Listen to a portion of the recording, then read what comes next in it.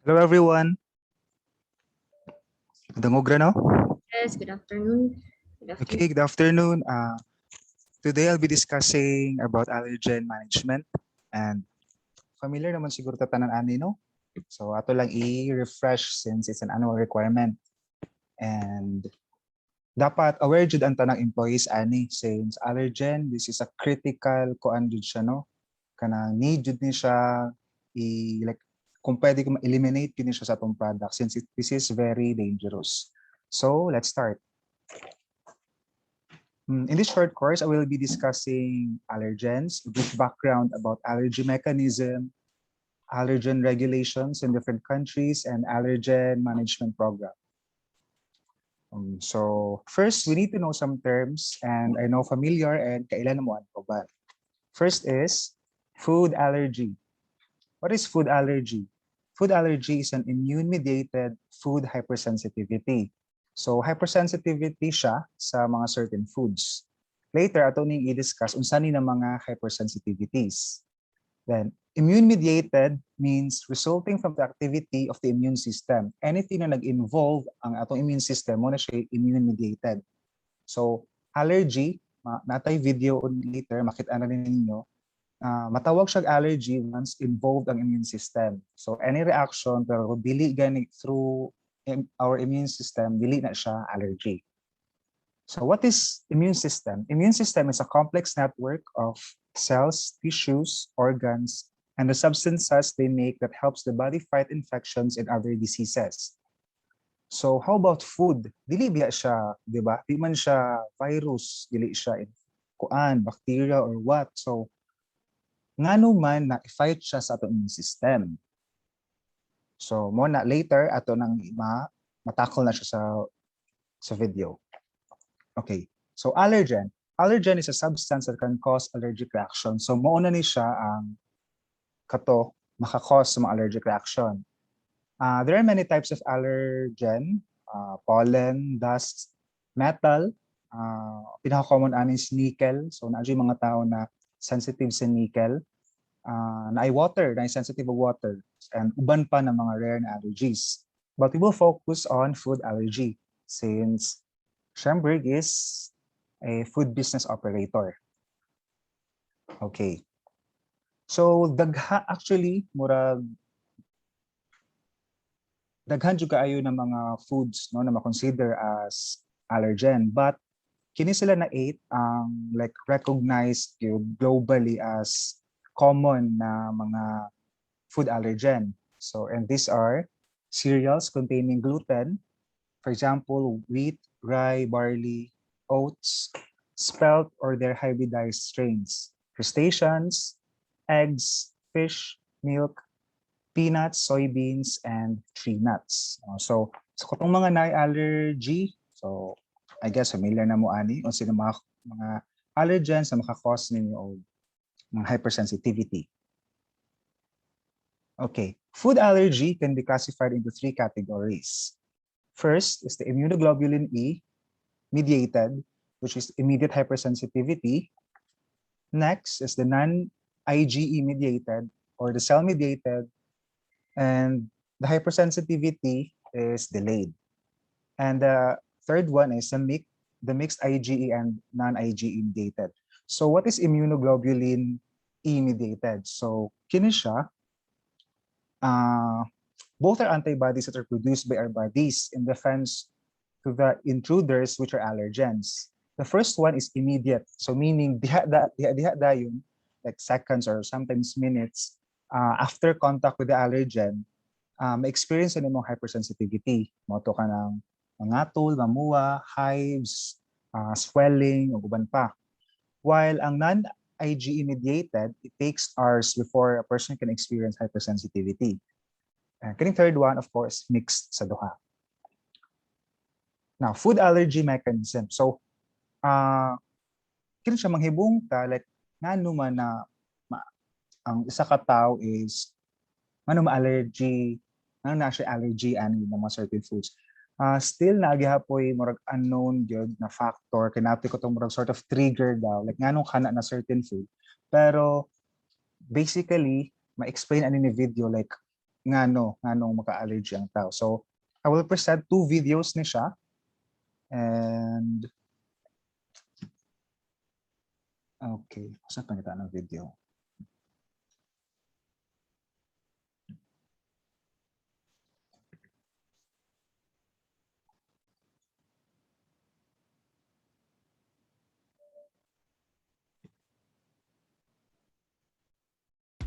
For some people, a simple peanut or a bite of a shrimp can cause the body's immune system to wildly overreact.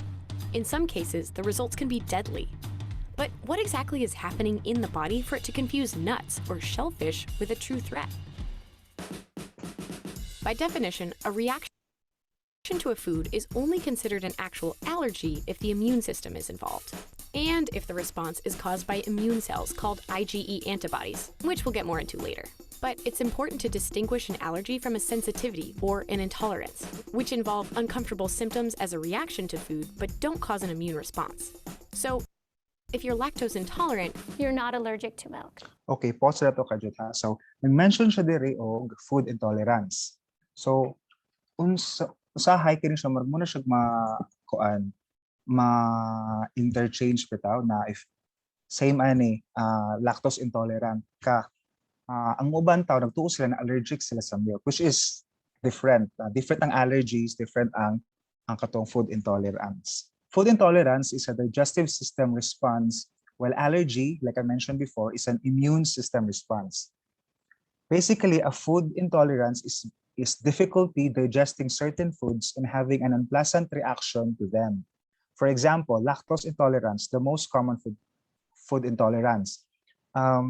Ang imong digestive system, if lactose intolerant ka, imong digestive system dili ka digest or maglisod og digest because kuwang ang imong body og enzyme na gitawag og lactase. Na kining lactase mo ni siya ang mo digest sa lactose. Lactose is a form of sugar.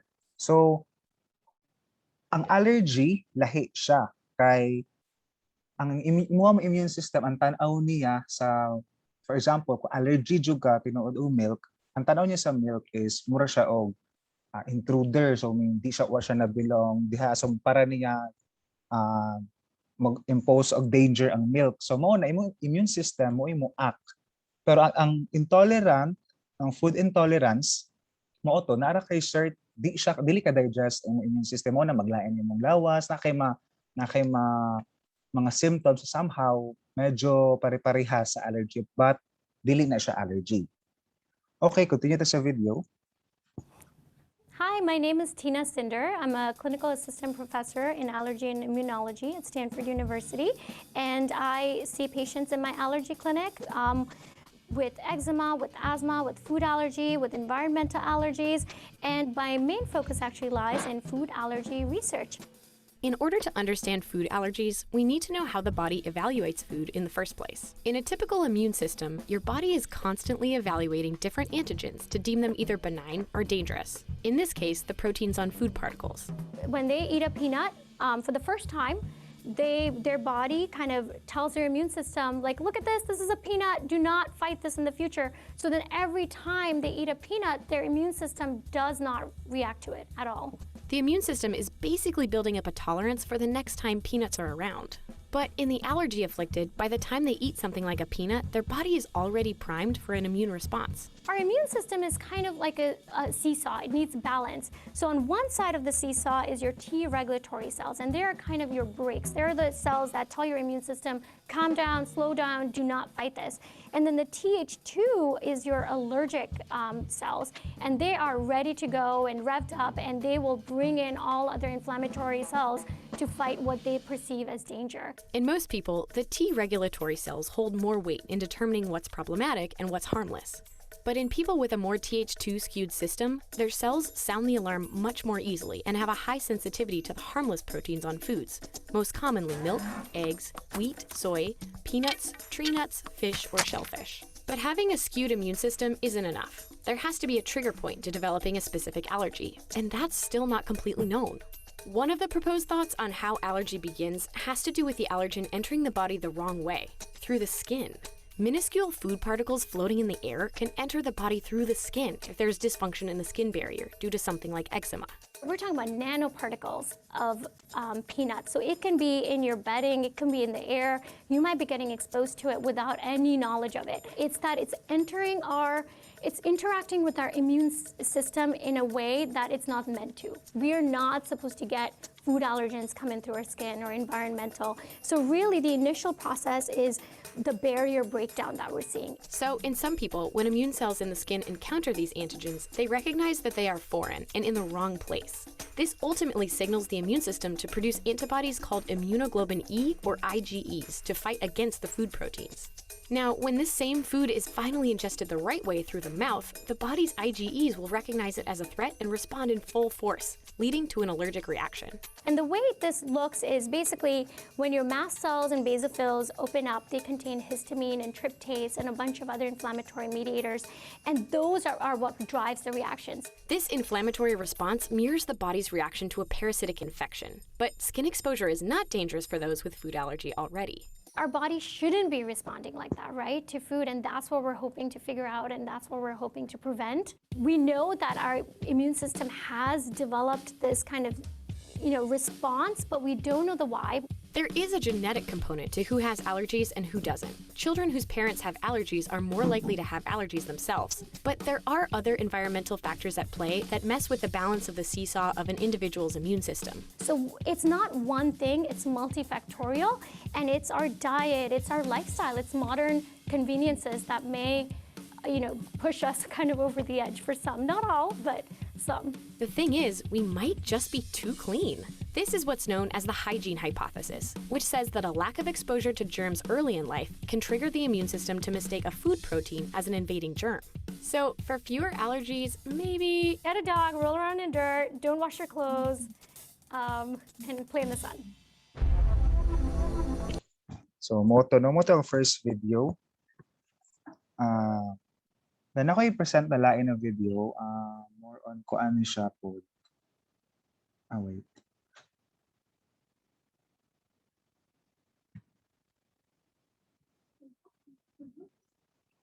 An allergy is an overreaction of the immune system to a normally harmless substance called an allergen. Common allergens include pollen, animal dander, down feathers, mites, chemicals, and a variety of foods. On first exposure, the inhaled allergen enters the mucous membrane lining the nasal passages, where it is taken up by the antigen-presenting cell, which presents it to the T cells. These T cells activate the B cells to release substances called IgE antibodies against the allergen. These IgE antibodies sit on the surface of the mast cells. The mast cells have granules containing chemical mediators like histamine and prostaglandins, etc. On exposure, the allergen binds to the IgE antibodies present on the mast cells, cross-linking them. This results in the release of histamine, prostaglandins, and other mediators into the surrounding tissue. These mediators cause dilation of the surrounding blood vessels and increase their permeability. This results in the nasal stuffiness, sneezing, and mucus discharge of allergic rhinitis. Antihistamines work by blocking the action of histamines at its receptors and thus decreasing the body's reaction to the allergen. Okay, so balik to sa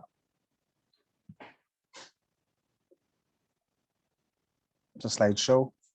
So, di ba mo kato bagets na gamay ang nganong magka-allergy ang tao, pero di gyud gihapon siya as nayo pa yung mga unknowns like ngano, like kato na mention ganiha sa video na di ba murag natoy the T cells o Th2 cells. So katong isa siya mo'y mag-break daw, di ba, sa atong immune system na meaning siya na okay, dili na siya, safe na siya, so no need na ka mo alert sa body. So normal daw, on a normal kuan is ang T cells mo mas daghan jud siya. Pero sa ubang tao morning with allergies, mas daghan daw tong Th2 cells niya, which is kato ang mas sensitive. So meaning bisag dili jud siya harmful normally a food, kung dili lang siya expired, dili lang siya poisonous or what, ma-ingest naman gid siya na mo, di ba? Like like milk, for example. So mo to since mas daghan man ang imuha katong Th2 cells na grabe siya ka-sensitive. So naka-detect lang siya na-detect niya for example ang milk sa imuhang lawas, then mo to mo-release dayon siya o katong antibodies mo to si itong IgE.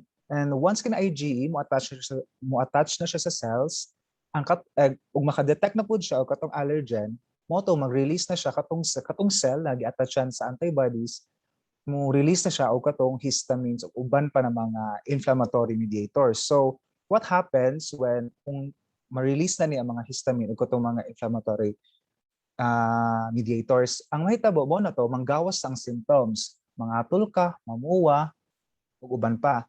And to prevent this, need ta og antihistamine. By the way, antihistamine is dili na siya tambal, iharang gipungan na dili kasod ang katong mga histamine sa histamine receptors. So meaning kung since gi-block na niya daan ang katong histamine receptors, dili na niya ma-detect na ay naa histamine. Kaya once ma-detect na si histamine, mo release din siya ato inflammation, hives, itchiness, para mag-tell sa atong body na something is wrong, which is pero basically wala ra gyud siya since milk ra ba gyud siya, di ba? So edible, makaon ra, safe. So muna, tungod lang kay daghan natong Th2 cells, ang tanaw niya sa milk, uban pa nuts, uban pa is dangerous, hazardous. So gets na mo to somehow ang mechanism o nganong ang uban, nganong kita ma-allergy ta og for example nuts, crustaceans na ubang tao dili. So mo to tungod sa ato ang TH ug Th2, T cells ug Th2 cells ug ang na-mention ganyan sa video napay unknown na trigger. Like nganong itaas kitag sensitivity katong Th2 cells. Pero nganong allergic og nuts pero at the same time dili mo ko allergic og crustaceans or milk and vice versa. Nganong ubang tao nga na. So further gihapon ng study pero basically mao na to siya ang mechanism sa allergic reaction. Okay. Food allergy symptoms. Like ato na-mention before sa video, nganong manggawas ang symptoms? It's because of the histamine ug uban pa ng mga inflammatory mediators. So, unsay gamit ani niya? Ang histamine mo to, siya yung mura siya sort of messenger na mag-ingon siya na musud siya atong histamine receptors. Siya yung mag-ingon sa lawas na okay ka nang pag-release of inflammation, itchiness, para ang kana siya na tao, makahibaw siya na ayang gikaon is dili. So mo need siya mo stop. So mo na mangatol ka, mag-swelling, mura bitaw siya og indicator na may something wrong sa imong lawas. So mo na siya, need ka og antihistamine to block the histamine.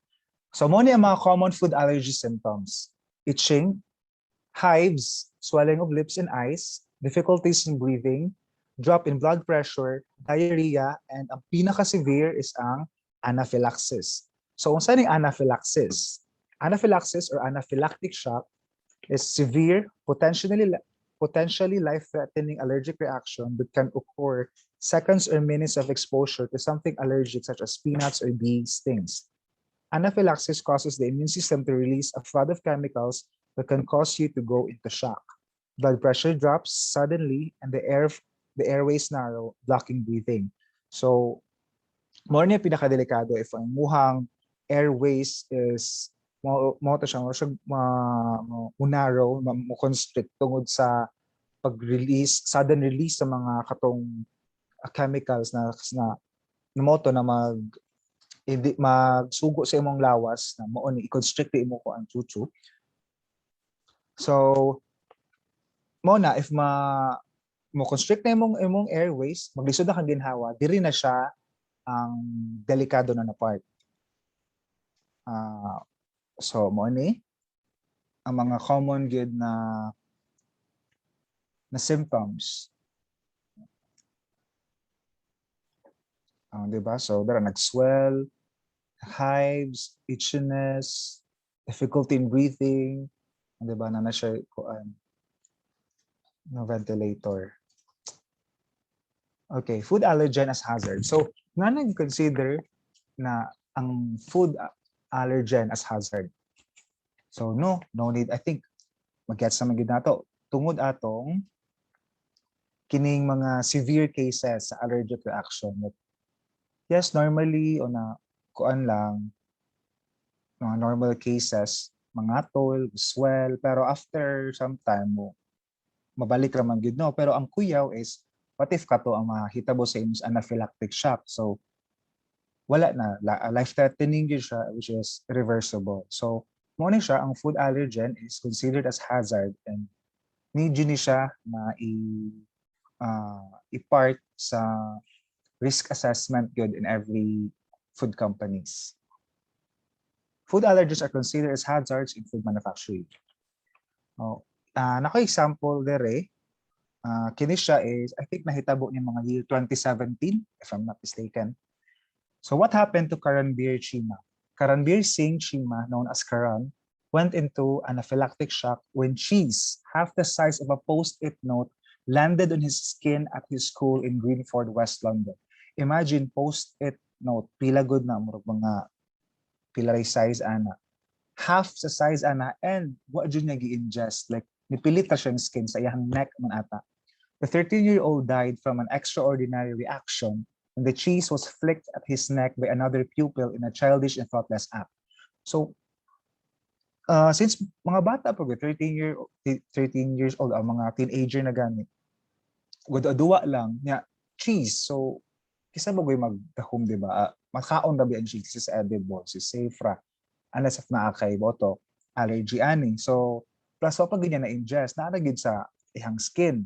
So, imagine, ingana siya kadelikado. So, motto, she called for schools to better educate pupils to the dangers of allergies and for care plans for children with allergies to be beefed up. So, muna siya, gipangusgan dyan siya, not just for schools, but most especially sa mga food processing companies.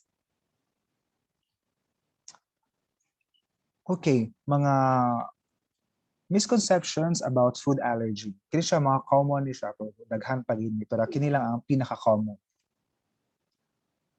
First, food allergies aren't serious. Di ba, mangatol rata, mutubag, mamuwalang, then mawala ra if na nag-antihistamine. So, hindi ra siya nga nakaseryoso.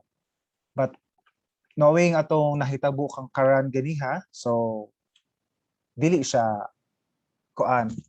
dili nimo siya i-take as lang, ganyan lang, no? So seryoso dyan ang food allergy.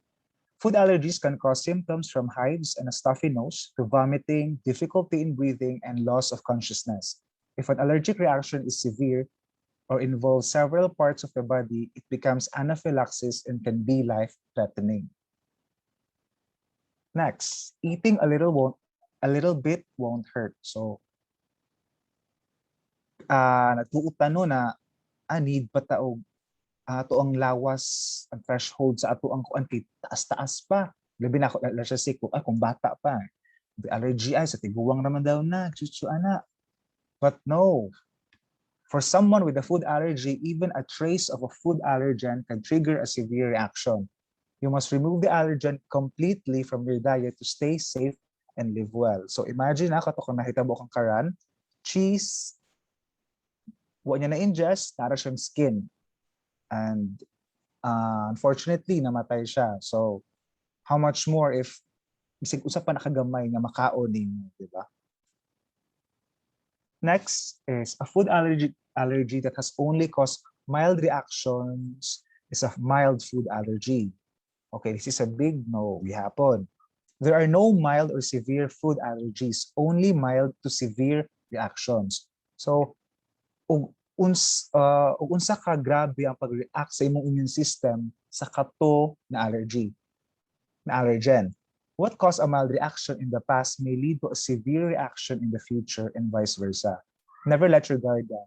Always take precautions to prevent allergic reactions before they happen. So, di na pasabot na before nakakaon kag mani or mga crustaceans na nangatul ra ka, nya murag okay ra ni. So murag sort of like naanad na and pasagad na kaon. No, dapat mindful gihapon ka and always be like vigilant jud ka every time. And mas maayo gyud if magdala na lang jud ka dag mga anti-allergies, no? Para safe na safe gyud. Next is if a food doesn't traditionally contain an allergen or you don't see the allergen listed in the description, it is safe to eat. No, allergens can appear in unexpected places. For example, fish or shellfish are sometimes dipped in milk to reduce their fishy odor, posing a problem for people with milk allergy.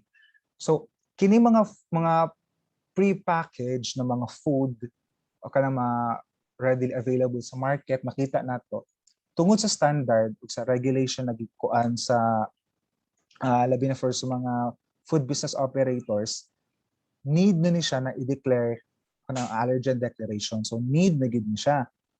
But what if ari ka sa mga karinderya or mga kana gid street foods, unknowingly, what if ang imo nang gikaon is naa din na siya isaglan na siya, let's just say pinaka-common is kanang mga squid balls, mga fish balls, di ba? What if allergic day ka og fish, allergic ka og mga crustaceans? So what if nasagol na siya dito?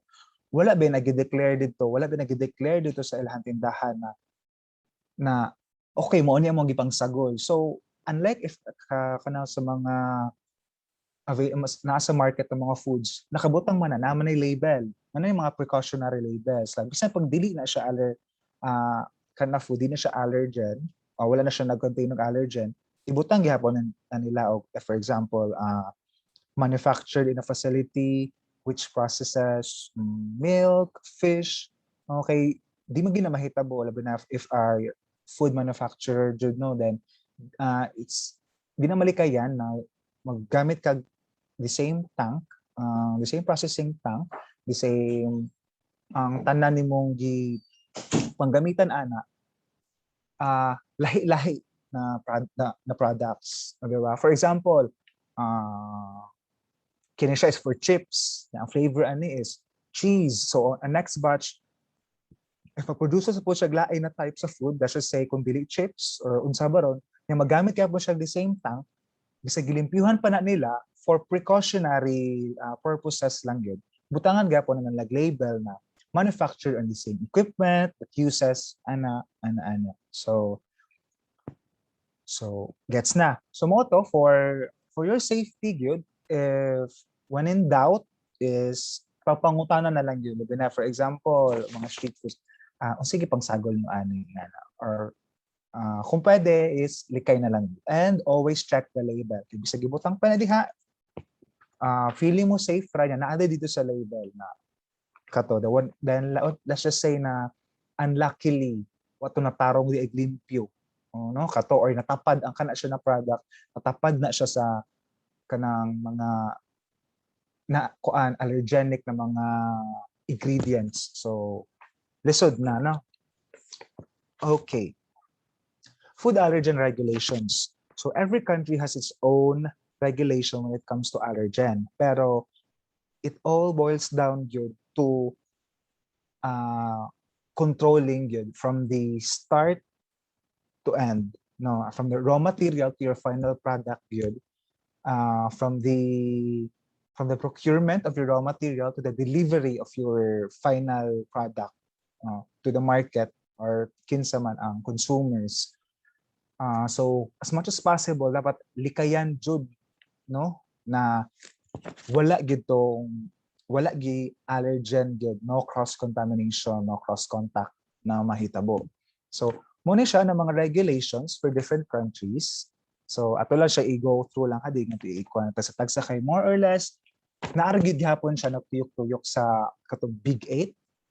Pero ang uban countries na sila mga special na mga gipang-regulate, no, mga allergens. Regulated allergens are typically based on which allergens account for most of the reactions for a certain population. It is typically linked to the rate of exposure to a particular allergen based on their food culture. Buckwheat, which is localized in Asia, regulated in Japan and Korea. Lupin is used to be regulated only in European countries. So, moto siya, every place, every country, or every continent lahi-lahi man gud o kana gi control na allergen, like ngano na mas stricto sila ngani. Why? Because I think part na po na sa ilang culture, di ba kita like atong na discuss ganyan sa video no, na sometimes too much kanang ato pagkalimpyoso daw kay kanang mo na maka-cause og allergens kay so sobra ata kalimpyo atong lawas na naanad siya ana ta dapat. So feel ako tungod pud ni sa kuna mo na culture naman nato sa ato ko galing naman limpyo gid ta permi sa atong self. So ma-relate po dato na siya sa uban ng mga countries. What if sila dito naanad sila kinira na mga sa foods ilahang makaon. So ingani. So once mo introduce ka og lain ilahang system wala na anad ato, so ang tan-aw sila immune system is intruder, so mo to ma-allergic sila. So maura sad na siya sa uban po mga countries. The big eight mo dili siya ang globally is very common. Milk, egg, shellfish, fish, tree nuts, wheat, peanut, and soybean accounts for 90% of all allergic reactions worldwide. Imagine 90%. So, kini siya, mas nidaghan na up for European up ng celery. Imagine celery, mustard. Hasta lupin. Lupin is, I think, kuan siya, bean or pea ba ni siya, another type of bean. Then sulfites. Sulfites is dili gini siya like allergy pero maka-cause man siya og asthma. So regulated siya dapat 10 ppm below ang imuhang declaration sa imuhang sulfites. Then sa Canada ang nadungog sa ila is maura gihapon. Sa New Zealand same ra. And sa Japan mas kuan sila no, mas detailed ang ilahag yun doon. Mas daghan. Mas specific ang ilahang mga gipan-declare na allergens. So ato ra i-go through ha. Okay. Food allergen regulations in USA. Food Allergen Labeling and Consumer Protection Act of 2004 defined allergens of concern and the mandatory declaration in pre-packaged food. So, kini siya na kuan na act ang nagkuan na dapat gyud for mga pre-packaged na food, declare na gyud dapat ang allergens, especially kining Big 8. So, next is Food Safety Modernization Act of 2011 explicitly included food allergen hazard risk management and allergen control in their revised good manufacturing processes. So since 2011, after nakuha ng Food Safety Modernization Act sa USA, which is I think i-adapt na po niya sa uban siguro.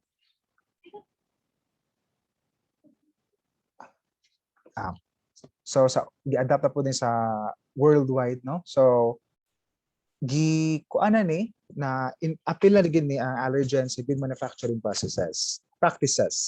So mo ni siya na if may mga new employees in orientation sa GMP, appeal gid ni ang allergen. Okay, so kato na mention ako gani ha, sulfite is not recognized as an allergen but needs to be declared at concentrations greater than 10 ppm kay maka-cause siya og asthma. Okay. So mo ni siya mga regulations sa Europe. Covers food manufacturers as well as institutional caterers and food service establishments. Mga allergen ko ano siya no, dili ra siya for mga pre-packaged food. Kaya pud mga like mga service provide provide pud og kuan like for example, restaurants, cafes, canteens, hospitals, anywhere na nagkuan og food, any food industry business need na og food information na kuan. So need kuan sa ilaha, no? Sa ilahang siguro sa lang menu or sa ilahang kuan na mo ni ang mga list of allergens sa possible na makaon sa consumers.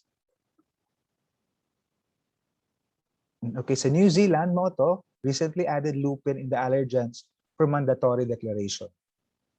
So siguro daghan na kayo ang cases sa ila no na kining lupin, di ba kaini siya known sa Philippines or siguro na agin siya like native na term, no?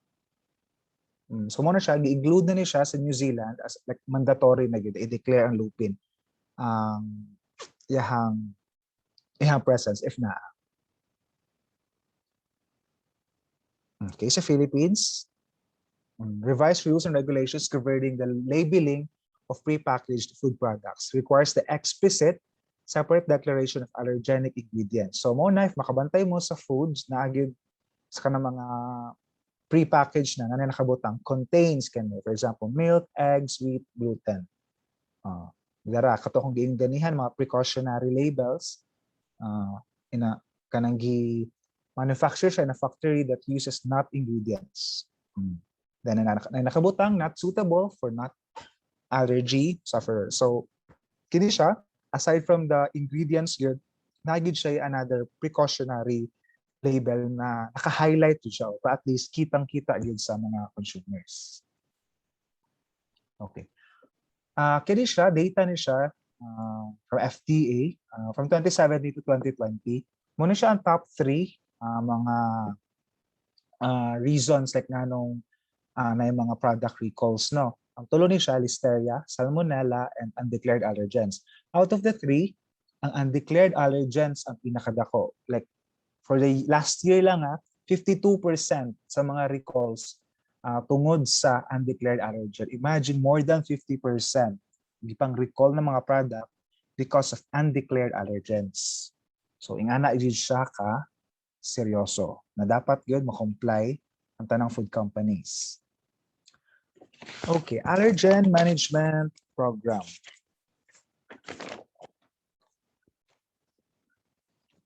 When a food safety issue due to mishandling of allergenic ingredients occur, everyone in the food processing industry suffers. Consumers depend on food companies to provide safe products.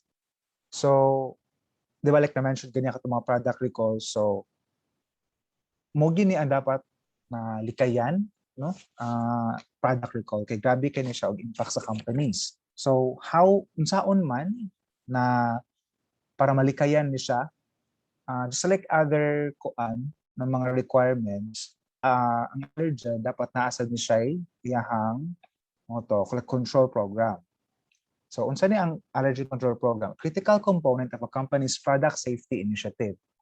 It is concerned with storage, handling, processing, packaging, and identification of allergenic ingredients. So para to nasulti nako ganihan no na ang pag control o monitor gud aning allergen is from the procurement gud sa sa raw materials until sa pag-deliver gud sa finished product. FBOs or food business operators are encouraged to have a documented and detailed allergen program or management policies and procedures specific to food business. FBO should strictly implement, monitor, and review allergen management in order to prevent or minimize the potential for allergen cross-contact that is of risk to the consumer with a food allergy. Prevent or minimize the potential for undeclared allergens being present in a food due to errors raising in the supply chain.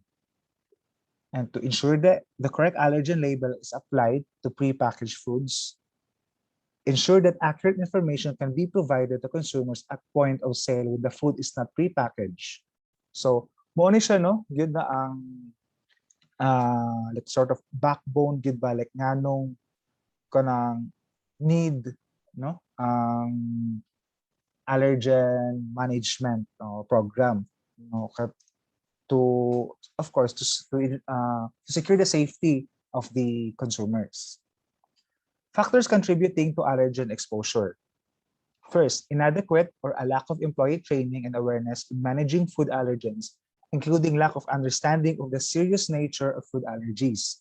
So, like, pareha natin gibuhat ron, the pre-orientation no, sa allergen. So, dapat tanang employees, tanang new employees, and dapat kung ano gini, regular gini ang pag-update no ang pag-reorient, pag-inform balik sa mga tao o unsa ka serious yun no ang nature sa food allergy. So usa ni siya sa mga factors na nag-contribute sa allergen exposure. Kaya later on, makuha na na ang cross-contamination, cross-contact, mo gini ang pinakadako gid na kuan na entry no sa nganong ang isa ka product kasi dili siya allergenic kay makontaminate siya og allergen. Next, inadequate or ineffective equipment cleaning, sanitation, or sanitation procedures at product changeover. So, pareha itong i-mention ginihan na what if ang tank is wala siya na limpyo og tarong nga. What if ang gauna na tank is naa siya'y kanang ingredient no na allergenic labi na for kanang mga prepackaged na foods like for example lang kanang mga cornix may ana na nasisagol man ni. Now what if ang next niya na i-produce no ay manar ikuan is what if mga walay mani. So dapat siya ang ilahag yung cleaning and sanitation procedures dapat effective gyud, reviewed o gitarong gyud og implement. Pero there's a syempre, I think dili for mga product changeovers, dili na kay siya ing nakakuan. No, since kaya nga to ang yung raw mat is more dili man gid siya kanang allergenic, no. So and even ato ang mga raw materials, ang mga plastikan kasang gipang sagol, nag-undergo na sila og evaluation. So basically wala gid kini siya mga allergens, pero mo na ang na-mention ako ganiha, ang entry sa mga allergen is through cross-contamination. Ang tao mo inagdala. So not intentionally pero kana unintentionally. Labeling errors. For example, mistakes during label development, label misprints, outdated labels, lost labels, wrong label applied to package, and etc. Unintentional presence of an allergen due to in-process or post-process allergen cross-contact. So, mauni siya possible na mahitabo diri unintentional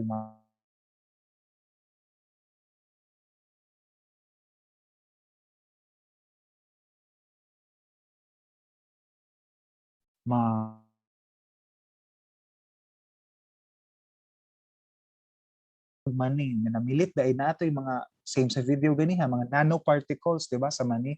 So what if nipilit sa imong sanina, sa imong skin o yan na what if na-assign ka sa let's just say sa final product na gyud sa finishing where wala na dili na siya masort, dili na siya matangtang. So dako kay siya na kuan no kung na contaminate ang imong product o allergen. So mo ni ang gilikayan gyud no ang cross contact. Next, inappropriate design of the establishment in terms of separation of areas, location of equipment, traffic patterns, and the ventilation system, among others. So, kini po siya, no, ang design sa establishment na dapat ang katong mga allergenic na mga ingredients, dapat di sila mag-mix sa mga non-allergenic. And production sequences scheduling that result in the unintentional presence of an allergen from a product produced earlier. Most common way of entry of unwanted allergens in food.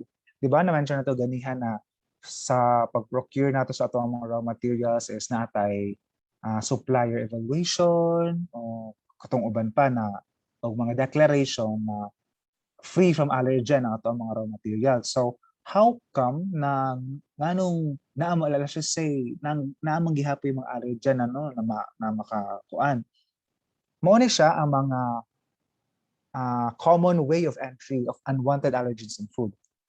The first is cross-contamination of an ingredient with an allergen before or after it is received at the facility. So kini siya, basically ang nagdala is tao, which is unintentional. Second, accidentally adding allergens to products that do not usually contain them or misformulation, which is atua, wala ra kay wala man tay mga kanang products no or ingredient na contain ng allergen. Next, cross-contamination from a different product containing unwanted allergen. So wala ra sa kayo taan Nata diri gid sa cross-contamination through kuan through sa tao, no? So mao na part jud ang hygiene o kanang ang information gyud, no, na dapat makahibawid ang tao about aning food allergy. So, what is cross-contamination? Cross-contamination can happen when a small amount of a food allergen gets into another food accidentally through the manufacturing or food preparation processes. It can also occur through contact with utensils, surfaces, or objects, as well as pass through saliva. Even a small amount of an allergen can cause an allergic reaction.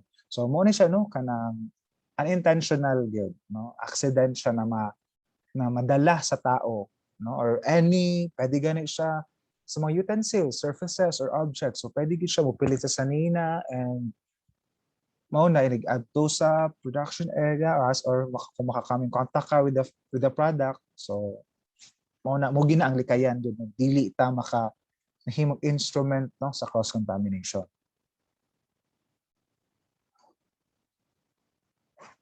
Control of allergens. So, raw materials used in the manufacture and blending of Chamber carrageenan are potential source of allergens and cross-contamination. Therefore, part of the supplier approval and raw material risk assessment procedure shall assess raw materials for the presence of allergens and the potential for contamination. So, moto, kung na-mention ganiha na upon procurement, need jud og assessment, risk assessment yun, no, sa tanan ng mga raw materials. And part po na ang pag-evaluate sa supplier, no, before po sila i-approve as supplier sa ato ang mga raw materials.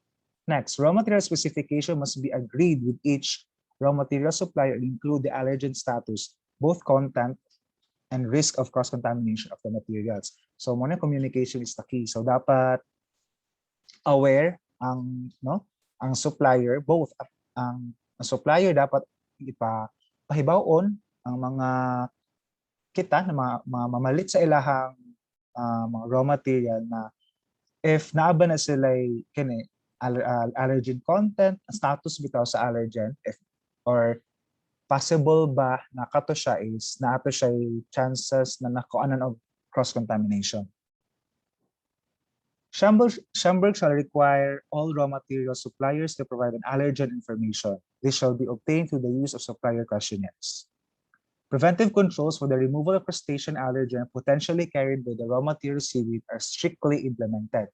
So, for the removal of crustacean allergen potentially carried by the raw material seaweed, di ba, kaya yung raw material yun is seaweed, so gikan sa dagat. So, pinaka-kuan gid niya, no, na allergen, like pinaka-duol kay niya na like pwede makuanan ma-contaminate siya na og allergen is either fish or mga crustaceans, no? So but still dako gyapon chances ang uban, but through cross-contamination na.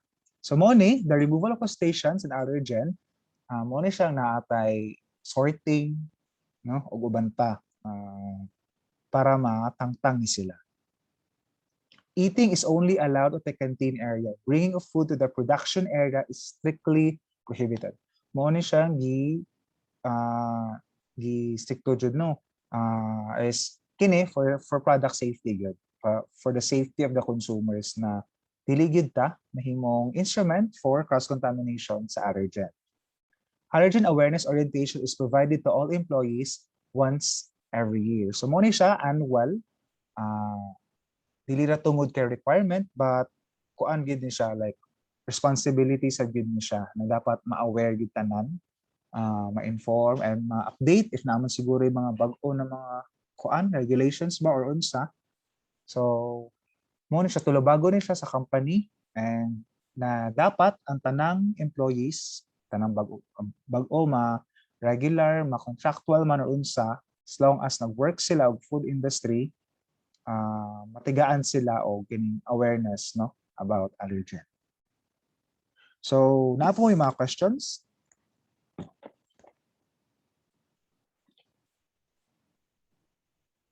Wala siguro, no? Okay, na ba ko na miss? Wala naman. So, I If na may question, naray ko answer ko test, no? Na i-provide si Chin Chin. Naturi sa'yo na juga ito. And if na may questions, pwede rin mo message. So I think that's all. And thank you and have a great day.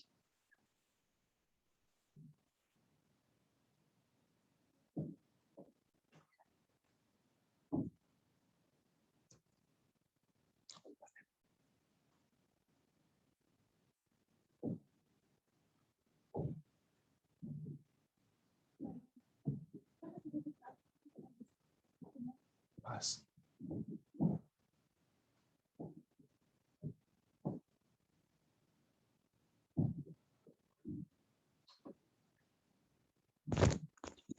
Hello, Chin.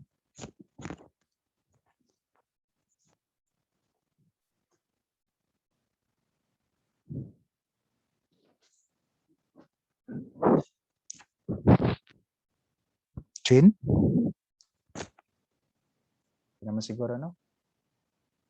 So, mo-leave na ko, ha?